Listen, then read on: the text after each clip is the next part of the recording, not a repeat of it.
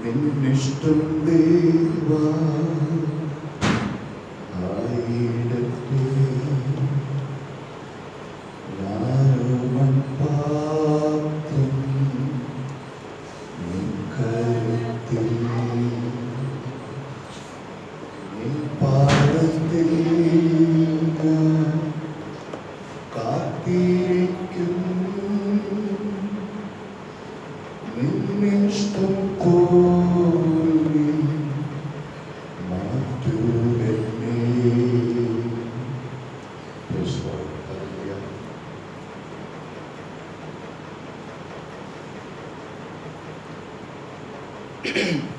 ദൈവത്തിൻ്റെ പരിശുദ്ധമായ നാമമായിട്ട് സന്തോഷത്തോടെ നമുക്ക് സംഘടിപ്പിക്കുന്നതിനുമായിട്ട് നമുക്ക് ലഭിക്കായി ഞാൻ ദൈവത്തിൻ്റെ സ്തോത്രം ചെയ്യുകയാണ്. വളരെ നാളുകൾക്ക് ശേഷം ദൈവജനമായിട്ട് ദൈവത്തിൻ്റെ മുഖത്ത് മുമ്പിൽ നിൽക്കാൻ ഒരു ഭാഗ്യം സ്വീകരിക്കുന്ന ദൈവം എനിക്ക് തന്നതിനായിട്ട് ഞാൻ ദൈവത്തിന് സ്തോത്രം ചെയ്യുകയാണ്. ഇതാ സഹോദരന്മാർ ഒരുമിച്ച് വസിക്കുന്നത് എത്ര ശുഭവും എത്ര മനോഹരവുമാണ്. ആമേൻ, ഹല്ലേലൂയ. അത് അഹ്റോന്റെ ശിരസിലൂടെ വസ്ത്രത്തിൻ്റെ വിളിമ്പിലേക്ക് കയറി അവൻ്റെ ശരീരത്തിലൂടെ ഒഴുകി വരുന്ന അഭിഷേക തൈലം പോലെയാണ് സഹോദരന്മാർ ഒരുമിച്ചുള്ള മാസം. ആമേൻ.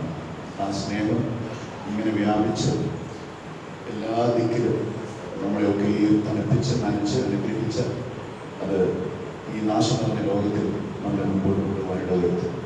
ആമേൻ. Praise the lord. ബഹുമാന്യരായ സ്നേഹനിധികളായ എൻ്റെ സഹോദരങ്ങൾ, ദൈവമക്കൾ, ദൈവദാസൻ, എല്ലാവർക്കും വിശ്വസിച്ചതിൻ്റെ നാമത്തിലുള്ള എൻ്റെ സ്നേഹമെന്ന് അറിയിക്കുകയാണ്. വലിയ ശക്തമായ ഒരു പ്രസംഗത്തിനൊന്നല്ല ഞാൻ ആഗ്രഹിക്കുന്നത്. ദൈവം എനിക്ക് തന്ന എന്നോട് സംസാരിച്ച ചില പങ്കുവയ്ക്ക് വേണ്ടി അവർ ആഗ്രഹിക്കുകയാണ്. വളരെ ലളിതമായി ശാന്തമായി അല്പസമയം പറഞ്ഞ് ദൈവസന്നിധിയിലേക്ക് ഞാൻ ആഗ്രഹിക്കുന്നു. ദൈവമായ കർത്താവ് നമ്മളെല്ലാവരെയും ധാരാളമായിട്ട് സഹായിക്കും, നമ്മളെ അനുഗ്രഹിക്കും. നമ്മൾ തലമുറകളെല്ലാം ദൈവത്താൽ എല്ലാവരും ദൈവത്താൽ മാനിക്കപ്പെടട്ടെ എന്ന് ഞാൻ ആഗ്രഹിക്കുകയും പ്രാർത്ഥിക്കുകയും ചെയ്യുകയാണ്. നമ്മളെല്ലാവരും സുപരിചിതമായ ഒരു 1-2 വാക്യമാണ് ഞാൻ വായിക്കാൻ ആഗ്രഹിക്കുന്നത്. അത് 2 പത്രോസിൻ്റെ ലേഖനം 1-ാം അധ്യായം 10-11 വാക്യമാണ്. അത് അങ്ങനെ വായിക്കാൻ കർത്താവിൽ ആഗ്രഹിക്കുകയാണ്. അതുകൊണ്ട് സഹോദരന്മാരെ, നിങ്ങളുടെ വിളിയും തിരഞ്ഞെടുപ്പും ഉറപ്പാക്കുവാൻ അധികം ശ്രമിക്കും. ഇങ്ങനെ ചെയ്താൽ നിങ്ങൾ ഒരു നാളും ഇടറിപ്പോകാതെ നമ്മുടെ കർത്താവും രക്ഷിതാവുമായ യേശുക്രിസ്തുവിൻ്റെ നിത്യരാജ്യത്തിലേക്കുള്ള പ്രവേശനം ധാരാളമായി പ്രാപിക്കും. ഞങ്ങളെ സ്നേഹിക്കുന്ന പിതാവിൽ അവിടുത്തെ കരങ്ങളിൽ ഞങ്ങളെ സമർപ്പിക്കുന്നു. വേദന ഭാഗവേൽപ്പിക്കുന്നു, അനുഗ്രഹിപ്പിക്കുന്നു. എൻ്റെ മകൾക്കായി പ്രാർത്ഥിക്കുന്നു. യേശുവിൻ നാമത്തിൽ ശ്രമിക്കുന്നു. ആമേൻ. Praise the lord. അതുകൊണ്ട് സഹോദരന്മാരെ, നിങ്ങൾ വിളിയും തെരഞ്ഞെടുപ്പും ഉറപ്പാക്കുവാൻ അധികം ശ്രമിക്കും. അപ്പം ദൈവത്തിൻ്റെ പരിശുദ്ധാത്മാവ് ഒന്ന് സമ്മതിക്കുന്നു. നമ്മുടെ വിളിയെക്കുറിച്ചും തെരഞ്ഞെടുപ്പിനെക്കുറിച്ചും നമ്മൾ ബോധമുള്ളവരാണെന്ന് പരിശുദ്ധാത്മാവ് പറയുന്നു. ഒന്നുകൂടെ പരിശുദ്ധാത്മാവ് നമ്മളെ ഓർമ്മിക്കുന്നത് അങ്ങനെ ഇരിക്കെ ഒന്നുകൂടെ ഞാൻ നിങ്ങളോട് പറയുകയാണ്. ഒന്നുകൂടെ അതൊന്ന് ഉറപ്പാക്കാം. വീണ്ടും വീണ്ടും നമുക്ക് നമ്മുടെ വിളിയെയും തെരഞ്ഞെടുപ്പിനെയും ഒന്ന് ഉറപ്പാക്കുവാൻ നിങ്ങളൊക്കെ ഇടവരണം.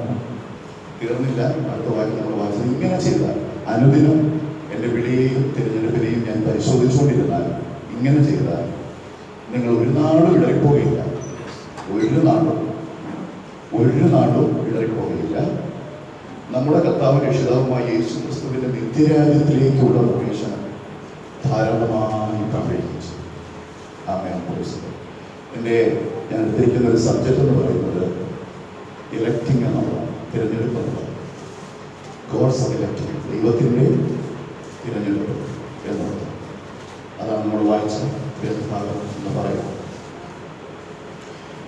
The electing purpose of God's in salvation, അതാണ് എൻ്റെ സബ്ജക്റ്റ് എന്ന് പറയുന്നത്. രക്ഷയിൽ ദൈവത്തിൻ്റെ തിരഞ്ഞെടുപ്പിൻ്റെ പദ്ധതി അത് എന്താണ് എന്നുള്ളത് സിമ്പിളായിട്ട് ചില കാര്യങ്ങൾ നമുക്കൊന്ന് വിലയിരുത്താൻ, ഒന്ന് മനസ്സിലാക്കാം. കൃപയാൽ we are chosen by God. കൃപയാൽ നമ്മൾ ദൈവത്താൽ തിരഞ്ഞെടുത്തത്. ദൈവത്തിന് സ്തോത്രം. ദൈവത്താൽ തിരഞ്ഞെടുക്കപ്പെട്ട ആ ഒരു ഭാഗ്യം നമുക്ക് ലഭിക്കുവാൻ ഈ കാലഘട്ടത്തിൽ, ഈ യുഗത്തിൽ ദൈവം നമുക്ക് ഇടവരുത്തില്ല. എനിക്ക് ദൈവം ഭാഗ്യം തന്നു എന്ന ദൈവത്തിന് ഞാൻ സ്തോത്രം കരുതില്ല. നമ്മളെല്ലാവരുടെയും ഒരു ഭാഗ്യമാണ് ദൈവത്താൽ ഞാൻ തിരഞ്ഞെടുക്കപ്പെട്ടത്. എൻ്റെ കർത്താവിനെ കണ്ടു, സെലക്ട് ചെയ്തു, അല്ലെങ്കിൽ അവൻ തിരഞ്ഞെടുത്തു. ഈ തിരഞ്ഞെടുപ്പ് എന്ന് പറയുന്ന പദത്തിന് ഒരുപാട് ഡീപ്പായിട്ടുള്ള അർത്ഥം. പലതിനെയും വകഞ്ഞു മാറ്റിയിട്ടാണ് ദൈവം നമ്മളെ തിരഞ്ഞെടുത്തത്. പലതിനെയും ഇലക്ടിങ് എന്നുള്ള പദം, ചോയ്സ് എന്നുള്ള പദം ഇട്ടിട്ട്, സെലക്ഷൻ എന്നുള്ള പദം ഇട്ടിട്ട് ഞാൻ ഇലക്ടിങ് എന്നുള്ള പദം തന്നെ എടുക്കാനുള്ള കാര്യം അതാണ്. ഇവിടെ പത്രോസിൻ്റെ ഭാഗത്ത് പറയുന്ന തിരഞ്ഞെടുപ്പ് എന്ന് പറയുന്നതും ഇലക്ടിങ് എന്നുള്ള പദം, ഇലക്ഷൻ, ഇലക്ട് എന്നുള്ള പദമാണ്. അത് ഒരുപാട് ഡീപ്പായിട്ടുള്ള അർത്ഥമാണ്. അതുകൊണ്ട് പലതിനെയും തള്ളി എന്നെ തന്നെ തേടി കൊണ്ടുവരുന്നത് എന്നുള്ളത് ആ ഇലക്ഷൻ എന്ന വാക്കാണ്. അങ്ങനെ ഇപ്പോൾ ഒരു പൊളിറ്റിക്സ് സെലക്ഷൻ തന്നെ നമ്മൾ നോക്കിയാൽ അങ്ങനെയല്ലേ നമുക്ക് മനസ്സിലാക്കാൻ പറ്റും. പലതിനെയും പിന്തള്ളിക്കൊണ്ട് ആ സമ്മതിദായകർക്ക് ഇഷ്ടമുള്ളവരെ അവർ തിരഞ്ഞെടുക്കുകയാണ്. അത് ആ പദത്തിൻ്റെ ആഴമതാണ്. അപ്പോൾ നമുക്ക് സന്തോഷത്തോടെ ദൈവത്തെ സ്തുതിക്കാൻ പറയും. നമ്മളെക്കാൾ ശ്രേഷ്ഠരായ, നമ്മളെക്കാൾ വിദ്യാസമ്പന്നരായ, കുലമാഹാത്മ്യമുള്ള ശ്രേഷ്ഠരായ അനേകം നോക്കി നിൽക്കുകയാണ് നമ്മൾ തിരഞ്ഞെടുക്കാൻ നമ്മുടെ കർത്താവ് മനസ്സിലാക്കി. അതുകൊണ്ട് ഞാൻ ദൈവത്തിന് സ്തോത്രം ചെയ്തു. ഇലക്ഷനെ കുറിച്ച് അല്ലെങ്കിൽ ഇലക്ടിങ്ങിനെ കുറിച്ച്, ദൈവത്തിൻ്റെ തിരഞ്ഞെടുപ്പിനെ കുറിച്ച് ഒരുപാട് കാര്യങ്ങൾ നമുക്ക് പറയാനായിട്ടുണ്ടെങ്കിൽ ചില കാര്യങ്ങൾ പോയിന്റ് ഔട്ട് ചെയ്യാൻ കർത്താവ് ആഗ്രഹിക്കുക. ദൈവം തൻ്റെ കരുണയിൽ ചെയ്ത ഒരു മുൻകൂർ തിരഞ്ഞെടുപ്പാണ്, അല്ലെങ്കിൽ ദൈവത്തിൻ്റെ പദ്ധതിയാണ് ഇലക്ടിങ് എന്നത്. ദൈവം തൻ്റെ കരുണയിലാണ് അത് ചെയ്തത്. അത് എഫെസ്യ ലേഖനം 1-ാം അധ്യായം 4 മുതൽ 6 വരെയുള്ള ഭാഗങ്ങൾ വായിക്കുമ്പോൾ വളരെ വ്യക്തമായി നമുക്ക് ആ ഭാഗം മനസ്സിലാവും. ഒന്ന് വായിക്കാമോ? എഫെസ്യ ലേഖനം വേഗം നമുക്ക് പറഞ്ഞു പോകാൻ സമയത്തോടെ നമുക്ക് നോക്കിയേക്കണം. എഫെസ്യർ 1-ന്റെ 4 ഞാൻ തന്നെ വായിക്കാം. നാം തന്റെ സന്നിധിയിൽ വിശുദ്ധരും നിഷ്കളങ്കരുമാകേണ്ടതിന് അവൻ ലോകസ്ഥാപനത്തിന് മുമ്പേ നമ്മെ അവരിൽ തിരഞ്ഞെടുത്തു. അപ്പോൾ ഈ തിരഞ്ഞെടുപ്പ് ദൈവത്തിൽ മാത്രം നിക്ഷിപ്തമായി നൽകുകയാണ്. ദൈവത്തിൻ്റെ വലിയ പദ്ധതിയാണ്. അവരുടെ കരുണയാൽ ദൈവം നമ്മളെ തിരഞ്ഞെടുത്തു. അപ്പൊ ഈ കരുണ എന്തിനാണ് അവിടെ വെച്ചിരിക്കുന്നത്? ഈ കരുണ എന്ന പദം ആ ഭാഗത്ത് വെച്ചിരിക്കുന്നത് എന്തിനായിരിക്കും? ഒന്ന് റെസ്പോണ്ട് ചെയ്യാം. ഈ ഇലക്ഷനിൽ, ഈ ഇലക്ടിങ്ങിൽ മേഴ്സി എന്നുള്ള പദം അവിടെ ഉൾക്കൊള്ളിച്ചിരിക്കുന്നത്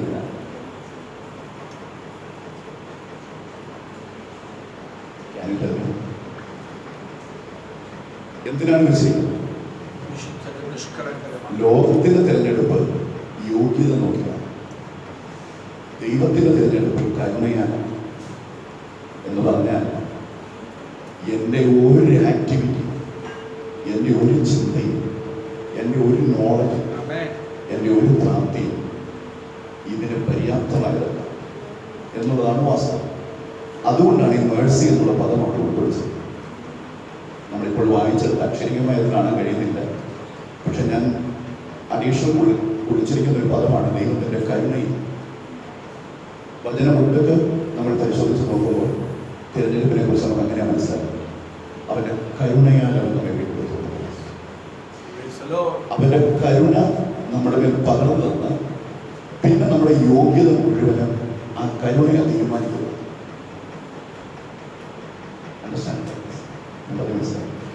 ദൈവം നമ്മളെ അവന് കൊള്ളാവുന്നവനാക്കി മാറ്റുന്നു. ആ കരുണ നമ്മുടെ മേൽ പകർന്ന് അവന് കൊള്ളാവുന്നവനാക്കി മാറ്റും. ദൈവത്തിൻ്റെ തിരഞ്ഞെടുപ്പിനായി ഞാൻ ദൈവത്തിന് സ്തോത്രം ചെയ്യും. തിരുഹിതത്തിന്റെ പ്രസാദപ്രകാരം യേശുക്രിസ്തു മുഖാന്തരം നമ്മെ ദത്തെടുക്കണം. ആരുടെ പ്രസാദപ്രകാരമാണ്? തിരുഹിതത്തിന്റെ പ്രസാദപ്രകാരം. അല്ലാതെ വേറെ ഒന്നുമല്ല. നമുക്ക് പലതും ടെസ്റ്റിമണിയായിട്ട് പല കാര്യങ്ങൾ പറയാൻ പാടില്ലേ അല്ലേ? എൻ്റെ ജീവിതത്തിൽ പല അനുഭവങ്ങളിലൂടെയാണ് ഞാൻ വന്നത്. ഞാൻ അറിഞ്ഞിട്ടാണ്, ഞാൻ മനസ്സിലാക്കി വന്നതാണ്, ഞാൻ ഏറ്റെടുത്തതാണ്, ഞാൻ അത് വാങ്ങിച്ച് ഗ്രഹിച്ചതാണ് എന്നൊക്കെ നമുക്ക് പല ക്വാളിറ്റികൾ നമ്മെക്കുറിച്ച് പറയാനായിട്ട്. പക്ഷേ ഇതൊന്നും രക്ഷണീയ പദ്ധതിക്ക് പര്യാപ്തമല്ല. നമുക്കൊരിക്കലും ഒരു യോഗ്യതയും അതിൽ പറയാനായിട്ടില്ല. നമുക്കൊരിക്കലും ഒരു യോഗ്യത പറയാനില്ല. എന്താണ്? തിരുഹിതത്തിന്റെ പ്രസാദം. അത് മാത്രമേ ഇന്ന് ദൈവം തൻ്റെ മക്കളെ, നമ്മെ ഓരോരുത്തരെയും നമ്മുടെ സഹോദരങ്ങളെ തിരുഹിതത്തിന്റെ പ്രസാദ പ്രകാരം തിരഞ്ഞെടുത്ത് ഇവിടെ ആക്കി വെച്ചതോർത്ത് ഞാൻ ദൈവത്തിന്റെ സ്തോത്രം. ആമേൻ. ഹല്ലേലൂയ. അവൻ പ്രിയനായവനെ നമുക്ക് സൗജന്യമായി നൽകിയ, ഈ സൗജന്യമായി നൽകാനേ പറ്റുകൊള്ളില്ല. കാരണം എനിക്ക് സർട്ടിഫിക്കേഷൻ ഇല്ല. എനിക്കൊരു സർട്ടിഫിക്കറ്റ് വെക്കാൻ പറ്റില്ല. ശരിയല്ലേ? ഇതിന്റെ അണ്ടറിൽ എനിക്കത് തരണമെന്ന് പറയാനുള്ള ഒരു ഗ്യാരണ്ടിയും എനിക്ക് നിങ്ങൾക്ക് ഇല്ല. അവൻ പ്രിയനായവരിൽ നമുക്ക് സൗജന്യമായി നൽകിയ തന്റെ കൃപാമഹത്വത്തിന്റെ പുകഴ്ചയ്ക്കായി സ്നേഹത്തിൽ നമ്മെ മുന്നേറിക്കുകയും ചെയ്തു. സ്നേഹത്തിൽ, ദൈവസ്നേഹത്തിന്റെ സീല് വെച്ചാണ് ദൈവം നമ്മളെ മുന്നേ വെച്ചിരിക്കുന്നത്. അതോടെ ദൈവത്തിന് സ്തോത്രം. ഹല്ലേലൂയ. ഞാൻ വേഗം പറഞ്ഞില്ല. 2, തിരഞ്ഞെടുപ്പ് ദൈവത്തിന്റെ പ്രത്യേക അധികാരവും ഇടപെടലുമാണ്. ദൈവത്തിന്റെ പ്രത്യേക അധികാരവും ഇടപെടലുമാണ്. മനുഷ്യനല്ല, ദൈവത്തിന് മാത്രമേ അറിയൂ അത് ആരാണെന്ന്. ആ വാക്കുകളൊക്കെ കേൾക്കുമ്പോൾ എനിക്ക് ഭയങ്കര ഒരു ഫീലുണ്ടായി. അതായത് ദൈവത്തിൻ്റെ മാത്രം ഓതറൈസേഷനിൽപ്പെട്ട ഒരു കാര്യമാണ് ഈ ഇലക്റ്റിംഗ് എന്ന് പറയുന്ന കാര്യം. അവൻ്റെ പദ്ധതിക്ക് വേണ്ടി മനുഷ്യനല്ല, ദൈവത്തിന് മാത്രമേ അറിയൂ അതാരാണെന്ന്. അപ്പോൾ ഓർത്ത് നോക്കിക്കേ, ഞാനും നിങ്ങളും എവിടെ ഉണ്ടായിരുന്നു? എൻ്റെ അപ്പൻ്റെ ഹൃദയത്തിലുണ്ടായിരുന്നു. അവനറിയാം ആരെ ഞാൻ തിരഞ്ഞെടുക്കുന്നത്. ആമേൻ. Praise the lord. അങ്ങനെ തിരഞ്ഞെടുത്ത് ദൈവം നമ്മളെ ആക്കി വെച്ചിരിക്കുകയാണ്. അതുകൊണ്ട് ഞാൻ ദൈവത്തിന് സ്തോത്രം ചെയ്യും. Price the Lord. 1:4 അങ്ങനെയല്ലേ വായിക്കുക? അപ്പം ലോക സ്ഥാപനത്തിന് മുമ്പേ നമ്മെ തിരഞ്ഞെടുത്തു എന്ന് പറയുമ്പോൾ അതാണ് അതിൻ്റെ അർത്ഥം. ഞാൻ ഈ പറയുന്ന വാക്കിൻ്റെ ആഴമതാണ്. ലോക സ്ഥാപനത്തിന് മുമ്പേ തിരഞ്ഞെടുപ്പ് നടന്നതെന്നാണ് ഞാൻ പറഞ്ഞത്. അതിൻ്റെ അർത്ഥം എന്താണ്? ദൈവമാണ് തീരുമാനിക്കുന്നത് ആരാണെന്ന്. അപ്പോൾ ഓർത്ത് നോക്കി, യുഗങ്ങൾക്ക് മുന്നമേ ഒരു വിധു എന്ന വ്യക്തിയെ, ഒരു വിവേക് എന്ന വ്യക്തിയെ, ബാലു എന്ന വ്യക്തിയെ, സുനിൽ എന്ന വ്യക്തിയെ, ലിൻസി എന്ന വ്യക്തിയെ ദൈവം തിരഞ്ഞെടുത്ത് അവൻ്റെ ബിസിനസ്സിൽ, ആരിൽ? ദൈവത്തിൻ്റെ ബിസിനസ്സിൽ എന്ന് പറഞ്ഞാൽ ദൈവത്തിൻ്റെ കാര്യപരിപാടിയിൽ ദൈവം നമ്മെ എന്തോ ചെയ്യുന്നത്? അഡ്മിഷൻ തന്നു ദൈവം ആക്കി വെച്ചത്. അങ്ങനെ ദൈവം നമ്മളിവിടെ ആക്കി വെച്ചിരിക്കുന്നു. മൂന്നാമത്തെ ഒരു കാര്യം. അപ്പോൾ രണ്ടാമത്തെ കാര്യം ഇങ്ങനെ പറഞ്ഞേ, ഞാൻ തീരുമാനിച്ചതല്ല, അത് പൂർണ്ണമായും ദൈവത്തിൻ്റെ പരമാധികാരത്തിൽപ്പെട്ടത്. അവനാ തീരുമാനിക്കുന്നത്. അവനറിയാം ആരെയാണ് തിരഞ്ഞെടുക്കുന്നത്. അപ്പോൾ നോക്കി നോക്കി എൻ്റെ വില, നമ്മുടെ വിലയെ നോക്കി നോക്കിക്കേ. ദൈവം തീരുമാനിച്ചതാണെങ്കിൽ ആരെയാണ് ദൈവം തീരുമാനിച്ചേ? Praise the lord. ഹല്ലേലൂയ. ജ്ഞാനികൾ നോക്കി നിൽക്കേ. കഴിഞ്ഞ ദിവസം വെള്ളിയാഴ്ച കിസാനി ഇങ്ങനെ പറയാനിടയാണ്. ജ്ഞാനികൾ നോക്കി നിൽക്കേ, ബലവാന്മാരെ അവർ നോക്കി നിൽക്കേ, സകലരും ലോകം മുഴുവൻ നോക്കി നിൽക്കേ, നമ്മെ തിരഞ്ഞെടുത്ത ദൈവത്തിൻ്റെ സ്നേഹം. ഇപ്പോൾ അല്പം മുമ്പ് കർത്താവിൻ്റെ ദാസനോട് പറയാനിടയാണ്, കർത്താവ് തോറ്റുപോയതെവിടാണ്? ആമേൻ. എന്നെ സ്നേഹിച്ചതുകൊണ്ട് എൻ്റെ കർത്താവ് തോറ്റുപോയി. ആമേൻ. ഹല്ലേലൂയ.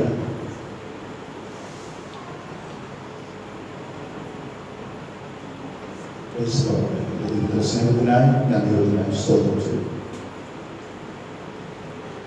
മൂന്നാമത്തെ കാര്യം, പരമാധികാരിയായ ദൈവം അവിടുത്തെ കരുണയുടെയും കൃപയുടെയും പ്രയോഗത്തെ അടിസ്ഥാനമാക്കിയുള്ളതാണ് തിരഞ്ഞെടുപ്പ്. പരമാധികാരിയായ ദൈവം അവിടുത്തെ കരുണയുടെയും കൃപയുടെയും പ്രയോഗത്തെ അടിസ്ഥാനമാക്കിയുള്ളതാണ് തിരഞ്ഞെടുപ്പ്. അത് മാത്രമാണ് തിരഞ്ഞെടുപ്പ് കേട്ടോ.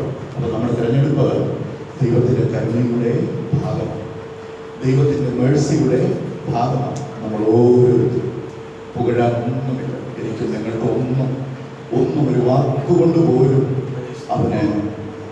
അവനോട് ആർഗ്യൂ ചെയ്യാൻ നമുക്ക് കഴിയില്ല എന്നുള്ള വാസ്തവം. അത്രത്തോളം ഒരു പൊസിഷനിലാണ് ദൈവം നമ്മളെ ആക്കി വെച്ചത് എന്ന് പറഞ്ഞാൽ അവൻ്റെ എന്ന് പൂർണ്ണമായും പറയത്തക്ക വിധത്തിൽ. മനസ്സിലായി? ഗോഡ്സ് ഓൺ പീപ്പിൾ, എൻ്റെ സ്വന്തം ജനം എന്ന് പൂർണ്ണമായും പറയത്തക്ക വിധത്തിൽ. അങ്ങനെ പറയണമെങ്കിൽ അവനിൽ ആശ്രയിച്ചും അവനിൽ വേരൂന്നിയും ജീവിക്കുന്ന ഒരു സിസ്റ്റം, ഒരു ലൈഫ് സിസ്റ്റം നമ്മളുള്ളപ്പോഴാണ് ദൈവത്തിന് അങ്ങനെ അവകാശപ്പെടാൻ പറ്റും. എബ്രായലേഖനം പറയുന്ന പോലെ ദൈവം അവരുടെ ദൈവം എന്ന് വിളിക്കപ്പെടുവാൻ ലജ്ജിച്ചില്ല.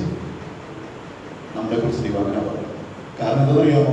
അവൻ്റെ മേഴ്സി, അവൻ്റെ ഗ്രേസ് എല്ലാം നമ്മുടെ മേൽ പകർന്നു തന്ന, നമ്മളെ കഴുകി. അതുകൊണ്ട് എസെക്കിയേൽ പ്രവാചകൻ പറയുന്നത്, I give you A new heart, ഞാൻ നിങ്ങൾക്ക് പുതിയ ഞാൻ നിന്നെ പണിയുകയാണ്. എന്തിനാണെന്നറിയാമോ? എൻ്റെ പദ്ധതി മാത്രമേ നിന്നിൽ ജീവിക്കാവൂ. നീ സ്റ്റെപ്പ് വയ്ക്കേണ്ടത് എൻ്റെ പദ്ധതിക്ക് വേണ്ടി മാത്രമേ. അത് ഞാൻ പറഞ്ഞു, കർത്താവിൻ്റെ ബിസിനസ് എന്നുള്ള പദം ഞാൻ ഉപയോഗിച്ചതിൻ്റെ കാര്യമാണ്. അവിടുത്തെ കാര്യപരിപാടിയിൽ എൻ്റെ പദ്ധതി മാത്രമായിരിക്കണം നിന്നിൽ. അതുകൊണ്ടാണ് ഈ യോഗ്യത ഞാൻ എന്നെ ആക്കി വെച്ചത്. ആമേൻ, പ്രൈസ് ദി ലോർഡ്. അടുത്തത് തിരഞ്ഞെടുപ്പ്, എലക്ടിങ്. ദൈവത്തിൻ്റെ മഹത്വത്തെയും നന്മയെയും പ്രതിഫലിപ്പിക്കുന്നു. ദൈവത്തിൻ്റെ തിരഞ്ഞെടുപ്പ് ദൈവത്തിൻ്റെ മഹത്വത്തെയും അവിടുത്തെ നന്മയെയും പ്രതിഫലിപ്പിക്കുന്നു. അപ്പൊ എന്താ തിരഞ്ഞെടുപ്പ്? ആരാ തിരഞ്ഞെടുപ്പ്? ദൈവത്തിന്റെ തിരഞ്ഞെടുപ്പ് ആരാ? നമ്മൾ. പ്രപഞ്ചത്തെക്കുറിച്ച് കർത്താവ് പറയുന്നുണ്ട്. ആകാശം ദൈവത്തിന്റെ മഹത്വത്തെയും വർണ്ണിക്കുന്നു, ആകാശവിധാനം അവന്റെ കൈവേലിയെ പ്രസിദ്ധമാകുന്നു. അതിനെ ദൈവം തിരഞ്ഞെടുത്തതായിട്ട് പറയുന്നില്ല. ദൈവത്തിന്റെ തിരഞ്ഞെടുപ്പ് ഒരൊറ്റ വിഭാഗത്തിനും ഒരൊറ്റ തരത്തിലുള്ള ദൈവത്തിന്റെ തിരഞ്ഞെടുപ്പ്. ദൈവത്തിന്റെ തിരഞ്ഞെടുപ്പ് അതാരാ? നമ്മളാണ്. ആ തിരഞ്ഞെടുപ്പ് ഒന്ന് ദൈവത്തിന്റെ മഹത്വത്തെ റിഫ്ലക്ട് ചെയ്യും. ദൈവത്തിന്റെ മഹത്വത്തെ. Price the Lord. അപ്പോ നമ്മുടെ കർത്തവ്യം എന്താണ്? നമ്മുടെ കർത്തവ്യം എന്താണ്? Price the Lord. എന്റെ പെർഫെക്ഷനിൽ അല്ല ഞാൻ അവന്റെ മഹത്വത്തെ വെളിപ്പെടുത്തുന്നത്.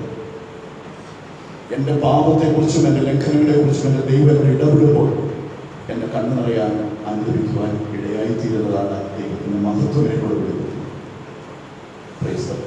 അതിനായിട്ട് ഞാൻ ദൈവത്തിന് സ്തോത്രം. രണ്ട്, നന്മയെ വെളിപ്പെടുത്തുന്നു. നമുക്ക് വെളിപ്പെടുത്താൻ നമ്മൾ ദൈവത്തിൻ്റെ ഇലക്റ്റിങ്ങിൽപ്പെട്ട ആൾക്കാരാണ്. ദൈവം തിരഞ്ഞെടുത്തത് നമ്മളെ. ആ പിതാവിനെ വെളിപ്പെടുത്തേണ്ട ഉത്തരവാദിത്വം തിരഞ്ഞെടുക്കപ്പെട്ടവർ. ഇറങ്ങി ഒരുപാട് കാര്യങ്ങൾ പറയാം, സമയം പോകുന്നുണ്ട്. ഹല്ലേലൂയ. അതിൻ്റെ 1:12 നമ്മളിങ്ങനെ വായിക്കും. നമ്മളിപ്പോൾ വായിച്ച വേദഭാഗത്ത്, ക്രിസ്തുവിൽ ആശ വെച്ചവരായ ഞങ്ങൾ അവന്റെ മഹത്വത്തിന്റെ പുകഴ്ചയ്ക്കാകേണ്ടതിന് തന്നെ. തിരഞ്ഞെടുക്കപ്പെട്ട് ക്രിസ്തുവിൽ ആശ വെച്ചിരിക്കുന്ന നമ്മൾ ആരുടെ ആശ വെച്ചിരിക്കുന്നത്? നമ്മുടെ കർത്താവിൽ ആശ വെച്ചു. ആമേൻ, praise the lord, praise the lord. ആശ വെച്ചിരിക്കുന്ന ഞങ്ങൾ എന്തിനാണ്? അവന്റെ മഹത്വത്തിന്റെ പുകഴ്ചയ്ക്കായിട്ട്. അത് ആരിലൂടെയാ ദൈവം മഹത്വം എടുക്കുന്നവരെന്നാണ്. ദൈവങ്ങളെ, ലോകം നമുക്ക് മഹത്വം തരണ്ട, നമ്മൾ ഉയർത്തണ്ട. നമ്മളെ കുറ്റം പറഞ്ഞ പോലെ നമ്മൾ തള്ളിക്കളഞ്ഞ ബുദ്ധിമുട്ടുകളുണ്ട്. നമ്മുടെ ജീവിതത്തിൽ കടന്നു വരാം, പട്ടിണി വരാം, പ്രയാസങ്ങൾ വരാം, ഇല്ലായ്മകളൊക്കെ വരാം. പക്ഷെ ഒരൊറ്റ കാര്യത്തിന് വേണ്ടി നമ്മൾ ജീവിച്ചു പറ്റും. എന്തിനാ? അവന്റെ മഹത്വം പുകഴ്ചയ്ക്കായിട്ട് വേണ്ടി നമ്മൾ ജീവിച്ചു പറ്റും. ഏത് പ്രതിസന്ധിയും നമ്മൾ ജയിക്കണം. ആമേൻ, പ്രൈസ് ദി ലോർഡ്. അടുത്തത് വീണ്ടും ഞാൻ പറഞ്ഞു പോകട്ടെ. അടുത്ത കാര്യം എന്ന് പറയുന്നത്, ഇലക്ടിങ്ങിന്റെ അടുത്ത കാര്യം എന്ന് പറയുന്നത്, ആളുകൾക്കിടയിലുള്ള ആപേക്ഷികമോ താരതമ്യപരമോ ആയ നീതി എന്ന ആശയത്തെ തിരഞ്ഞെടുപ്പ് അസാധുവാകും. മനസ്സിലായി? പറഞ്ഞ് മനസ്സിലായി? നമ്മുടെ ഇടയിലുള്ള കോമൺ പീപ്പിളിന്റെ ഇടയിലുള്ള ആപേക്ഷികമോ അതുപോലെ താരതമ്യപരമോ ആയ നീതി എന്ന ആശയം ആശയത്തെ ഈ തെരഞ്ഞെടുപ്പ് അസാധ്യമാക്കുക എന്ന് പറഞ്ഞാൽ അർത്ഥം എന്തായാലും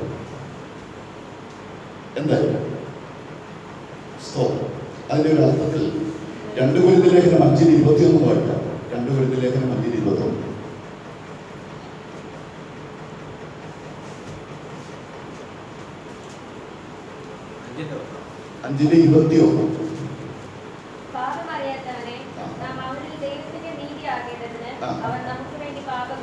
സ്തോത്രം. ഒന്ന് ശ്രദ്ധിക്കണേ, അവിടെ വായിച്ചത് ഇങ്ങനെയാണ്. ഇവിടെ ദൈവത്തിൻ്റെ ഒരു നീതി കാണും, ഒരു റൈറ്റ്യസ്നെസ് കാണും. നിങ്ങൾ ശ്രദ്ധിക്കുന്നുണ്ടല്ലോ അല്ലേ? ശ്രദ്ധിക്കുന്നവർക്കായി ഞാൻ ദൈവത്തിന് സ്തോത്രം. പാപം അറിയാത്തവനെ അവന് ദൈവത്തിന്റെ നീതി അറിയേണ്ടതിന് അവൻ നമുക്ക് വേണ്ടി പാപമാണ്. ഞാൻ ആദ്യം പറഞ്ഞ പദമായിട്ടൊന്ന് കമ്പയർ ചെയ്ത് നോക്കിയത്.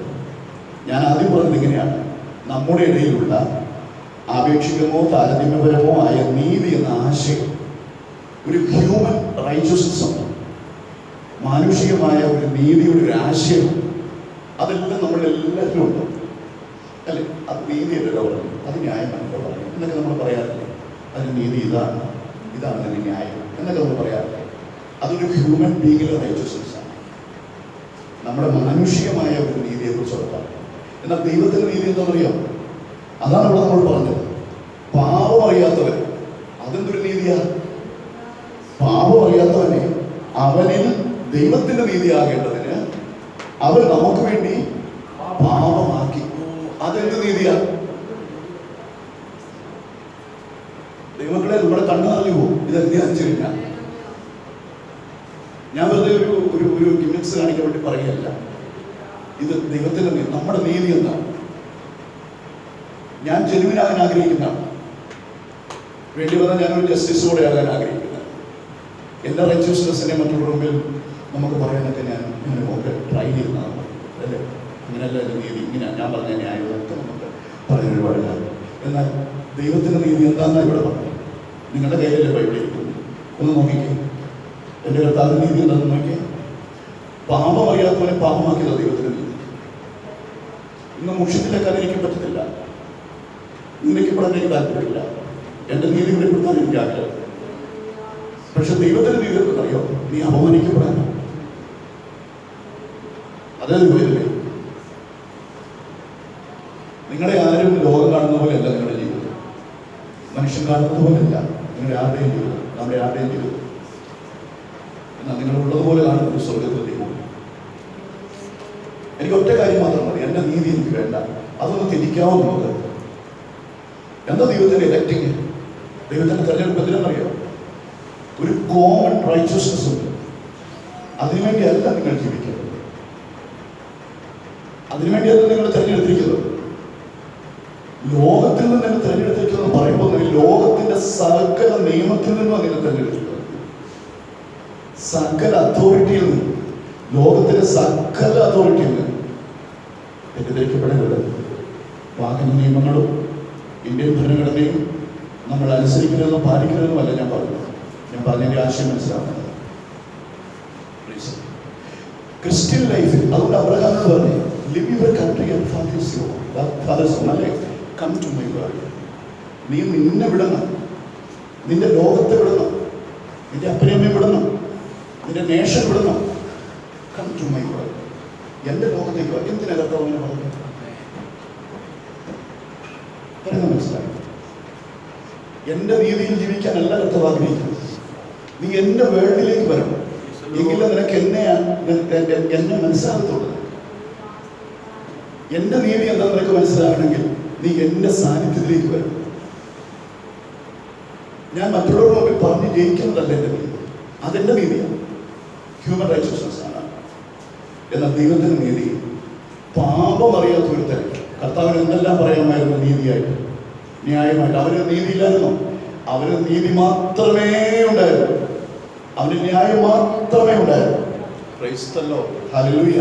എന്നാൽ ഇവിടെ വായിച്ചത് ഇങ്ങനെയാണ്: പാപമറിയാത്തവനെ നാം അവനിൽ ദൈവത്തിന്റെ നീതിയാകേണ്ടത്. കണ്ടോ, ഒരുപാട് വിശദീകരിക്കാറുണ്ട്. എൻ്റെ ആ ദൈവീയമായ ആശയങ്ങൾ കൊണ്ട് എൻ്റെ ഹൃദയം നിറയുക. പക്ഷെ സമയക്കുറവുകൊണ്ട് ഞാൻ വേഗം മുമ്പോട്ട് പോവുക.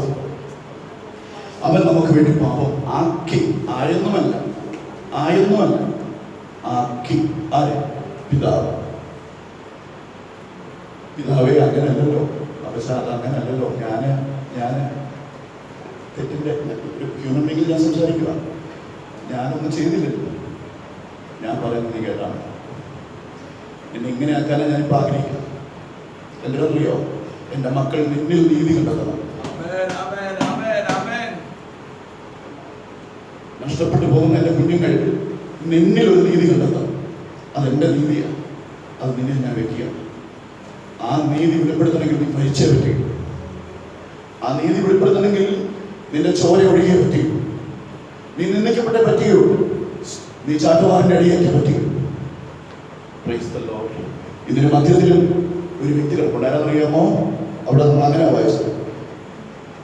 നാം ഇതിന് മധ്യത്തിൽ, പിതാവിൻ്റെയും പുത്രന്റെയും മധ്യത്തിൽ ഒരു വ്യക്തി കിടപ്പുണ്ട്. ഒരു വ്യക്തി കിടപ്പുണ്ട്. ആരെന്നറിയാമോ? നാം അവനെ ദൈവത്തിന്റെ നീതിയാകേണ്ടത്. എന്തിനാ കർത്താവ് ഈ നീതി ചെയ്യുന്നത്? നീതി, ദൈവത്തിന്റെ നീതി വെളിപ്പെടുത്താൻ ലോകത്തിന്റെ അനീതിയിലേക്ക് ദൈവം കൈനീട്ടിയെന്നുള്ളത്. ഏതാ ലോകത്തിന്റെ നീതി? ലോകത്തിന്റെ ജഡ്ജ്മെന്റ് എന്താ? ലോകത്തിന്റെ റൈച്ചസ്നെസ് എന്താ? ന്യായം പറയുന്നു. അത് ആപേക്ഷികമാണ്, അത് റിലേറ്റീവാണ്. എന്നാൽ അതിനെല്ലാം ഓവർകം ചെയ്ത് നിങ്ങളുടെ അറിവിനും നിങ്ങളുടെ നോളജിനും നിങ്ങളുടെ ടെക്നോളജിക്കും നിങ്ങളുടെ പാരമ്പര്യങ്ങൾക്കും നിങ്ങളുടെ ശീലങ്ങൾക്കും എല്ലാം അതീതമായി ഒരു ചോര വീണെങ്കിൽ മാത്രമേ, വചനത്തിൽ വായിക്കുന്നത് പോലെ, രക്തം ചൊരിഞ്ഞിട്ടല്ലാതെ വിമോചനമില്ല.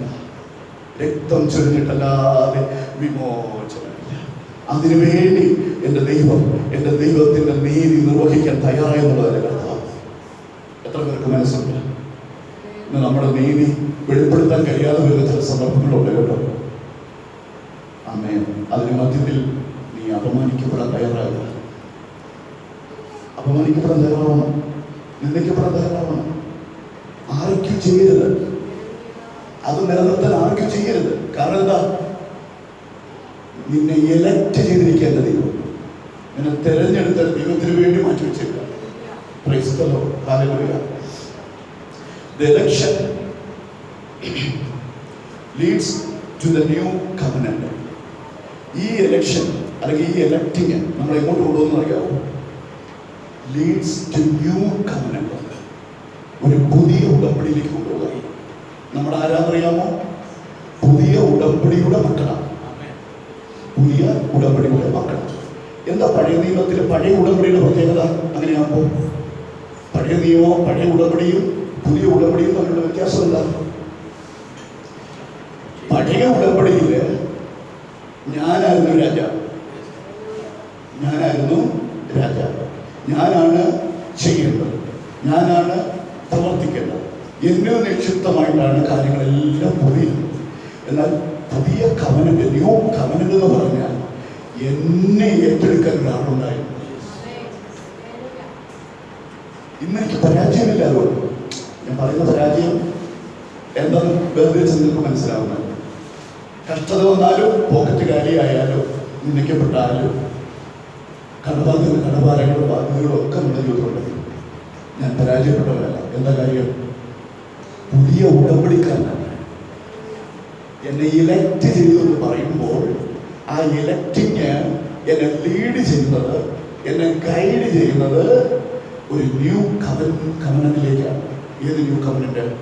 എൻ്റെ ദൈവം ഓൾമൈറ്റി ഗോഡായി, സർവശക്തനായി, നിന്റെ കഷ്ടതയിൽ, ഭാരങ്ങളിൽ, വേദനയിൽ, ഹൃദയദുർഖത്തിൽ ഇറങ്ങി വരുന്നവനായി, സകല പാപത്തെയും നിന്നെ ജയിക്കുവാൻ തക്കവണ്ണം പ്രാപ്തി തരുന്നവനായി, കൃപ പകരുന്നവനായി, സ്നേഹം പകരുന്നവനായി, കരുണ പകരുന്നവനായി ദൈവം നിന്റെ റെസ്പോൺസിബിലിറ്റി ഇന്ന് ഏറ്റെടുത്തുകൊണ്ട് ഒരു പുതിയ കവനന്റ് നീയുമായി എന്നെ കർത്താവ് ചെയ്യുക.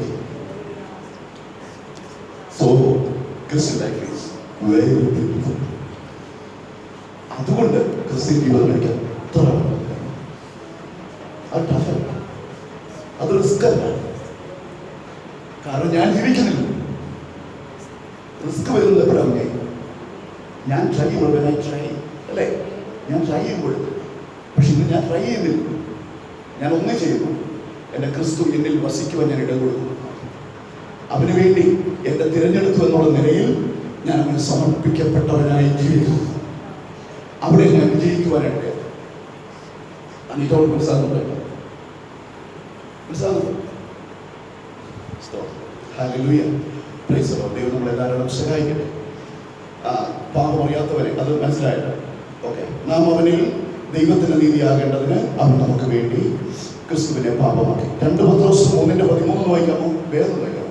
സമയം 2 പത്രോസ് 3:13.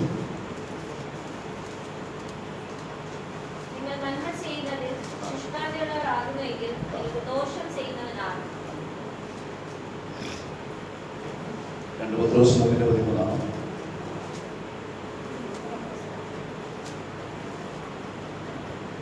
എന്നാൽ നാം അവന്റെ വാഗ്ദത്തപ്രകാരം നീതി വസിക്കുന്ന പുതിയ ആകാശത്തിനും പുതിയ ഭൂമിക്കുമായിട്ട് കാത്തിരിക്കുന്നു. Price the Lord. ഒന്ന് ആലോചിച്ച് നോക്കിയേ, ഈ വാക്യത്തിന്റെ അടിസ്ഥാനത്തിൽ ഒന്ന് ആലോചിച്ച് നോക്കിയേ, നാം എന്തിനു വേണ്ടിയാണ് കാത്തിരിക്കുന്നത്? ഒന്ന് റെസ്പോണ്ട് ചെയ്യാമോ? നാം എന്തിനു വേണ്ടി കാത്തിരിക്കുന്നത്? പുതിയ ആകാശത്തിനും പുതിയ ഭൂമിക്കും എന്ന് പറയുമ്പോൾ തന്നെ ഒന്ന് ചേർക്കണം അതിൻ്റെ കൂടെ, ദൈവത്തിന്റെ നീതി വസിക്കുന്ന പുതിയ ആകാശത്തിനും പുതിയ ഭൂമിക്കുമായി കാത്തിരിക്കുന്നു. God's righteousness is person. Who is that? That is Jesus Christ. ദൈവത്തിന്റെ നീതി എന്ന് പറയുന്നത് ഒരു വ്യക്തിയാണ്. എന്താ ഞാൻ പറയാൻ കാര്യം? ഈ വാക്യത്തിൽ നിന്ന് വിശുദ്ധന്മാർ അല്ലേ കിരീടങ്ങൾ കയ്യിലെടുത്തു. സ്വർഗത്തിൽ നമ്മുടെ ഭാഗങ്ങളൊക്കെ എനിക്ക് അറിയാമല്ലോ. പക്ഷേ ഒരാളെ കണ്ടപ്പോൾ ഈ കിരീടങ്ങളെല്ലാം താഴെയിട്ട് കളഞ്ഞു. താഴെയിടും എന്നുള്ളതാണ് പാസ്റ്റ് ടെൻസിലാണ് അത് കിടക്കുന്നത്. Sorry, future tense. അപ്പോൾ താഴെയിടും എന്നുള്ളതാണ്. പക്ഷേ അതിൽ നമുക്ക് ഇമാജിൻ ചെയ്യാൻ പറ്റുന്നത് ദൈവത്തിന്റെ വചനമായതുകൊണ്ട് അത് കുറയ്ക്കാൻ പറ്റും. മറ്റൊരാളെ കണ്ടു. അതാരാ?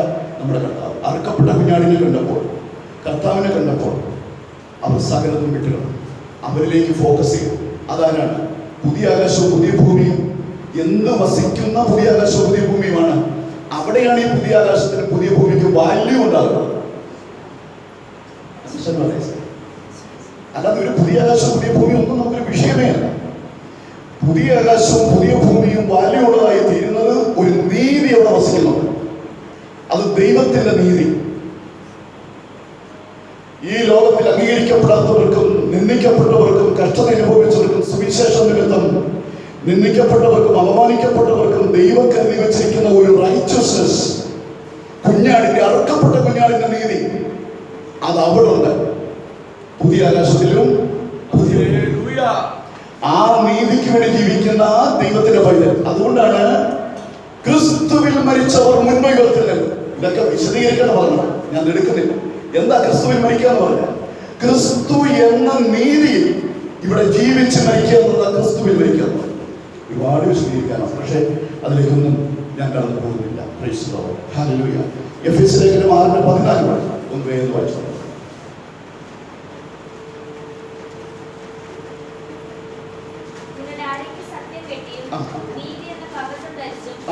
മതി. നിങ്ങളുടെ അരയ്ക്ക് സത്യം കിട്ടിയും നീതി എന്ന കവചം. എന്താ നീതിയെ കവചത്തോട് ഉപമിച്ചിരിക്കുന്നത്? ചിന്തിച്ചിട്ടുണ്ടോ? എന്തുവാ കവചം?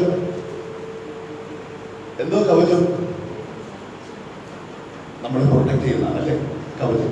അപ്പൊ നീതിയെയാണ് കവചത്തോട് ഉപമിച്ചിരിക്കുന്നത്. ഈ നീതി പോയാൽ പോയി. ഈ ദൈവനീതി നമ്മിൽ നിന്ന് പോയാൽ സകലവും പോയി.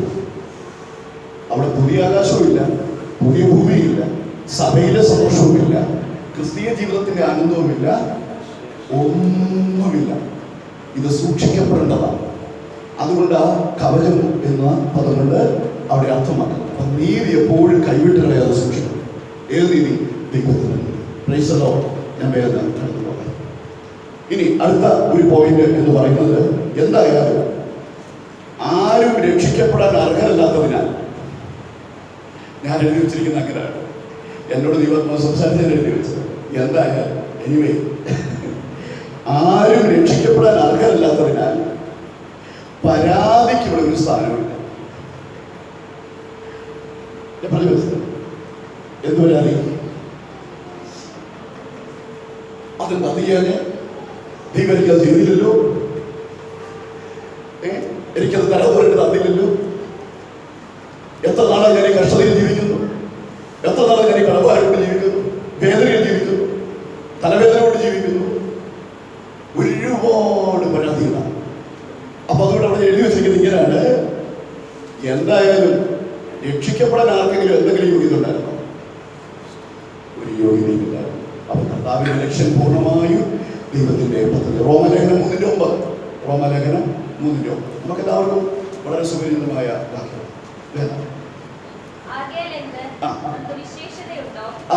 അത് കൂട്ടിയൊക്കെ വായിക്കുമ്പോളെ ആകെയാണ് നമുക്ക് വിശേഷതയുണ്ടോ? വിശേഷതയുണ്ടോ? അശേഷമില്ല. എന്തായാലും രക്ഷിക്കപ്പെടാനും സെലക്ട് ചെയ്യാനും എലക്ട് ചെയ്യാനും നമുക്ക് യോഗ്യതയില്ലെന്നുള്ളൂ. ആകെയാൽ എന്ത് വിശേഷത? നമുക്ക് എന്തെങ്കിലും വിശേഷതയുണ്ടോ? ഒന്നുമില്ല. അടുത്തത്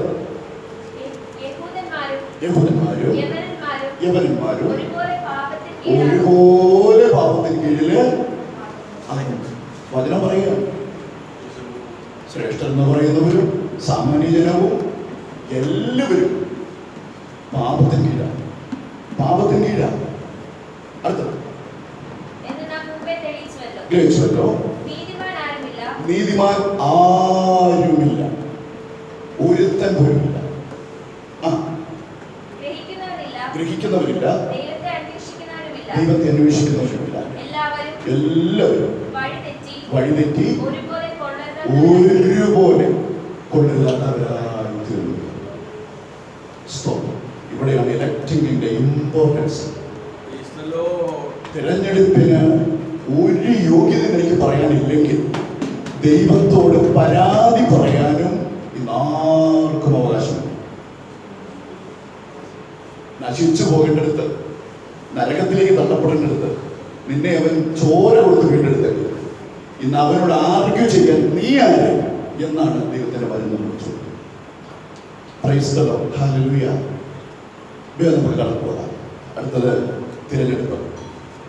നമ്മുടെ സുവിശേഷ വേലയ്ക്ക് സജ്ജരാക്കുക. ദൈവം തന്റെ ബിസിനസ് എന്ന് ഞാൻ ആദ്യം പറഞ്ഞത്, തന്റെ കാര്യപരിപാടി. എന്താ ദൈവത്തിന്റെ കാര്യപരിപാടി? കർത്താവ് കുരിശിൽ കിടന്നുകൊണ്ട് പറഞ്ഞു, ഐ തേഴ്സ്റ്റ്, എനിക്ക് ദാഹിക്കും. കർത്താവ് ദാഹിച്ചു. ആർക്ക് വേണ്ടി ദാഹിച്ചു? നമുക്ക് വേണ്ടി നമ്മുടെ കർത്താവ് ദാഹിച്ചു. പിതാവിനെ അയച്ചതുപോലെ ഞാൻ നിങ്ങളെയും അയക്കും.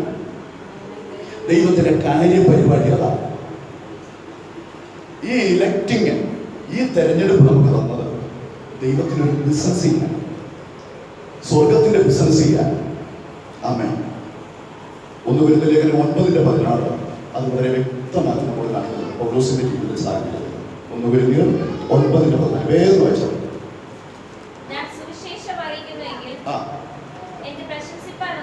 അതാ ഈ തെരഞ്ഞെടുപ്പ് സുവിശേഷ വേലയ്ക്ക് വേണ്ടി നമ്മൾ യോഗ്യരാണ് എന്നുള്ളത് സൈൻ ചെയ്യുക. ഈ തെരഞ്ഞെടുപ്പ് ഞാൻ സുവിശേഷം അറിയിക്കുന്നുവെങ്കിൽ എനിക്ക് പ്രശംസിപ്പാൻ ഒന്നുമില്ല. എന്താ കാര്യം? നിർബന്ധം എൻ്റെ മേൽ കിടക്കും. ഈ നിർബന്ധം എന്ന് പറയുന്നത് കർത്താവിന്റെ ബിസിനസ്സാണ്. അതിലേക്കാണ് നമ്മൾ വിളിച്ചിരിക്കുന്നതാണ്. ഒരു അപ്പോയിന്റ്മെന്റ് ദൈവം തന്നാണ്, ഒരു ഒരു ഒരു ഒരു അനോയിന്റിങ് ദൈവം തന്ന അവിടുത്തെ ബിസിനസ്സിൽ, അവിടുത്തെ കാര്യപരിപാടിയിൽ ദൈവം നമ്മെ ജോബിനെടുത്തിരിക്കുക. എന്ത് ജോബാണ്? രക്ഷാദൂതുവാഹികളായി ഈ ലോകം മുഴുവൻ കർത്താവിന്റെ സാക്ഷിയായി തീരുവാൻ അവിടെ നമ്മെ തിരഞ്ഞെടുത്തിരിക്കുക. ദൂതർക്കും കൂടെ അവകാശം ലഭ്യമാകാതുള്ള രക്ഷാദൂതറിയിച്ചിടാൻ ഭാഗ്യം ലഭിച്ചു. എനിക്ക് ഈ സുവിശേഷ വേല ഒരു ഭാഗ്യമായി നമ്മുടെ ജീവിതത്തിൽ കാണുവാനായി ഇതിന്റെ വാക്കുകളെ ചുരുക്കാൻ പോകാം. Price the lord. ഹല്ലേലൂയ. എന്താ കാര്യം അറിയാമോ? അതിനോടനുബന്ധിച്ച് ഒരു വാക്യം കൂടെ വായിച്ചതിന്റെ വാക്കുകൾ നടത്താം. തിരഞ്ഞെടുക്കപ്പെട്ടവർ, ഇലക്റ്റിങ്ങിൽപ്പെട്ടവർ, ദൈവത്തിന്റെ പദ്ധതിയിൽപ്പെട്ടവർ രക്ഷിക്കപ്പെടുന്ന വിശ്വാസം പ്രയോഗത്തിൽ വരുത്താതെ രക്ഷിക്കപ്പെട്ടവരെന്ന് പറയാൻ പറ്റില്ല. സുവിശേഷം വരയ്ക്കൊണ്ട് നമ്മൾ സജ്ജരാക്കി എന്നൊക്കെ പറഞ്ഞു. എന്താ കാര്യം എന്നറിയാമോ? ഒരു പുതിയ ബിസിനസ്സിലേക്ക് ദൈവം കൊണ്ടുവന്നെങ്കിൽ ആ ബിസിനസ് ചെയ്യാതെ, ആ ജോലി ചെയ്യാതെ നീ ആ ബിസിനസിന്റെ ഭാഗമാണെന്ന് പറയാൻ പറ്റില്ലെന്നാണ് ആ വാക്കിന്റെ അർത്ഥം. തിരഞ്ഞെടുക്കപ്പെട്ടവർ രക്ഷിക്കപ്പെടുന്ന വിശ്വാസം പ്രയോഗത്തിൽ വരുത്താതെ രക്ഷിക്കപ്പെടുന്നില്ല. അതെങ്ങനെ പറയാൻ പറ്റും? ആ കമ്പനിയുടെ ജോലി ചെയ്യേണ്ട ഞാൻ അതിന്റെ റെസ്പോൺസിബിലിറ്റി ഏറ്റെടുക്കുന്നില്ലെങ്കിൽ, അതിന് ഞാൻ ഉദാസീനനാണെങ്കിൽ ഞാൻ ആ കമ്പനിയുടെ ഭാഗമാണെന്ന് എങ്ങനെ പറയാൻ പറ്റും? ശരിയല്ലേ? അതൊരു പ്രിൻസിപ്പിൾ അല്ലേ? അതിന്റെ പ്രിൻസിപ്പിൾ അതല്ലേ? നമ്മൾ ഏതിന്റെ ഭാഗമാണെന്നുള്ളത് നാം അതിന്റെ അംബാസഡേഴ്സ് ആകുമ്പോഴാണ് നമുക്കത് മനസ്സിലാകുന്നത്. ഇവൻ ഇന്നയാളാണ്, ഇന്ന കമ്പനിയിൽ നിന്നാണ്, ഇന്നയാളാണ് ഇയാളെ അയച്ചത് എന്ന് പറയുമ്പോൾ ഞാൻ അതിന്റെ ഭാഗമാണ്. സുവിശേഷ വേലയ്ക്ക് വേണ്ടി ദൈവം നമ്മളെ ജോലി തന്ന് തിരഞ്ഞെടുത്തെങ്കിൽ ഞാൻ ആ മാർക്കറ്റിംഗ് ചെയ്യുന്നില്ലായിരുന്നു. ഞാൻ ഇവിടെ രക്ഷിക്കപ്പെട്ടവനേ അല്ല, ഞാൻ തിരഞ്ഞെടുക്കപ്പെട്ടവനേ അല്ല എന്നുള്ള സത്യം ദൈവത്തിന്റെ ആത്മാവോട് വെളിപ്പെടുത്തുക. റോമലേഖനം 1:14. റോമലേഖനം 1:14. സുവിശേഷത്തെ കുറിച്ച് എനിക്ക് ലജ്ജയില്ല. വിശ്വസിക്കുന്ന ഏവനും, ആദ്യം യഹൂദനും പിന്നെ യവനനും അത് രക്ഷയ്ക്കായി ദൈവശക്തിയാകുന്നുവല്ലോ. എന്തുകൊണ്ട് ഇവിടെ പൗലോസ് ലജ്ജയിൽ എന്ന് പറയാൻ കാര്യം എന്താ? എന്നെ അയച്ചിരിക്കുന്ന ഒരു ഓർഗനൈസേഷൻ ഉണ്ട്, എന്നെ അയച്ചിരിക്കുന്ന ഒരു അതോറിറ്റി ഉണ്ട്, എന്നെ എലക്ട് ചെയ്തിരിക്കുന്ന ഒരു അതോറിറ്റി ഉണ്ട്. അത് ഈ ലോകത്തിന് സങ്കല്പിക്കാൻ കഴിയാത്ത ഓർഗനൈസേഷനാണ്. അവിടെ എനിക്ക് ലജ്ജിക്കേണ്ട ആവശ്യമില്ല. ഞാൻ അഭിമാനത്തോടെ അവരെ ചെയ്യും. ആ ജോലി ഞാൻ അഭിമാനത്തോടെ ചെയ്യും. അതാണ് പോൾ അവിടെ എടുത്തു പറയാനായിട്ട് ഇടയായിട്ടുള്ളത്. സുവിശേഷത്തെ കുറിച്ച് ഇത് ചെയ്യുക. വിശ്വസിക്കുന്ന മാത്രമല്ല, തീർന്നില്ല. കത്തോലിക്കനായാലും ശരി, ഇനി പെന്തിക്കോസിന് തന്നെ രക്ഷിക്കപ്പെടുന്നുണ്ടെങ്കിൽ അതായാലും ശരി, ആരായാലും ശരി, വിശ്വസിക്കുന്ന യഹൂദനായാലും ശരി, ഗ്രേക്കൻ യവനനായാലും ശരി, അത് രക്ഷയ്ക്കായിട്ട് ദൈവശക്തിയാണ്. ദൈവശക്തിയാണ്. അവിടെ എനിക്കൊന്നും പ്രശംസിക്കാനില്ല. യോഹന്നാൻ 3:36.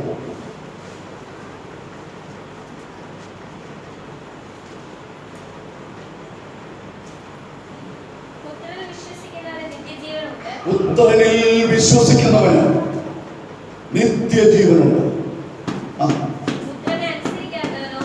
ജീവനെ കാണുകയില്ല. എന്ത്? വിശ്വസിക്കാത്തവൻ അല്ല. രണ്ടാമത് പറയുന്നത് പുത്രനെ അനുസരിക്കാത്തവന് ജീവനെ കാണുകയില്ല. ഞാൻ വാക്കുകൾ നിങ്ങളുടെ കഷ്ടതയിൽ നിങ്ങൾ കർത്താവിനെ പ്രശംസിക്കുക, കർത്താവിനെ സ്തുതിക്കുക. ദൈവമായ കർത്താവ് നമ്മളെല്ലാവരും സഹായിക്കും. God has the authority to do in me. അവൻ എന്തുവരെ ചെയ്യാനുള്ള അധികാരമുണ്ട് എന്ന് ഞാൻ സമ്മതിക്കുന്നതാണ് വിശ്വാസം. അതാണ് തിരഞ്ഞെടുക്കപ്പെട്ടവരുടെ ഗുണം. അതാണ് വിശ്വാസി, അതാണ് ശിഷ്യൻ, അതാണ് ദൈവത്തിന്റെ വചനം. ഈ വചനങ്ങളാൽ സർവശക്തനായ ദൈവം അവയോട്